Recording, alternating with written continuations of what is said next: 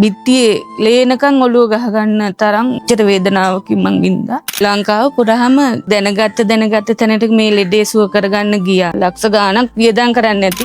ගොඩාක් පින් දෙනවා මාව මේ තත්ත්වෙ මුදාගත්තට. මගේ නම කේම් පద్මා කුමාරි. මං ආවේ මාතර පාලටුවේ ඉඳලා. මං වසර 12ක් තිස්සේ මිග්‍රේන් වලින් පීඩා විඳ කෙනෙක්. වසර 12ක් මගේ ජීවිතේ නැති කරගන්න පවා මට හිතුණා මම මහුම් ව්‍යාපාරයක් කරන්නේ. මට ඔළුව පහත් කරගෙන මේ කොයි වෙලාවකත් වැඩ කරගන්න බැරි වුණා. බිත්තියේ ලේනකන් ඔළුව ගහගන්න තරම් ඒ වෙච්චර වේදනාවකින් මං වින්දා. මට ඉන්නේ දූයි පුතයි. ඒ දෙන්නගේ වැඩත් ගොඩාක් අතපසු වුණා. ලංකාව පුරාම දැනගත්ත තැනට මේ ලෙඩේ සුව කරගන්න ගියා. ලක්ෂ ගාණක් වියදම් කරන්න ඇති. ඒ කිසි දෙයකින්වත් සාර්ථක ප්‍රතිඵලයක් ලැබුණේ නැහැ. දැන් පස් වතාවයි මං ආවේ. පළවෙනි වතාවේදීම මට ට්‍රීට්මන්ට් එකක් කරා, තෙල් මසාජ් එකක්. ඒ මසාජ් එකෙන් මට ගොඩාක් සුවත්තට හැරුණා පළවෙනි වතාවේදීම.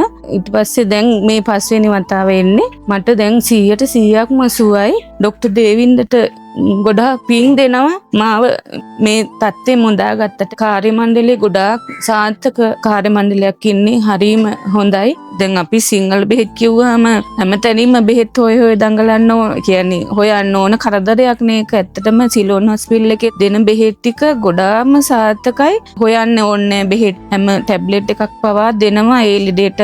සෑම දෙයක්ම මේ සිලෝන් හොස්පිටල් එකෙන් ලබා දෙනවා. මං කියනවා හැමෝටම කියන්නේ මෙතෙන්ට එන්න ට්‍රීට්මන්ට් එක කරගන්න. මං වගේ මිග්‍රේන් වලින් පීඩා විඳින අයට මං හැමෝටම කියනවා මේ සිලෝන් හොස්පිටල් එකට එන්න කියලා.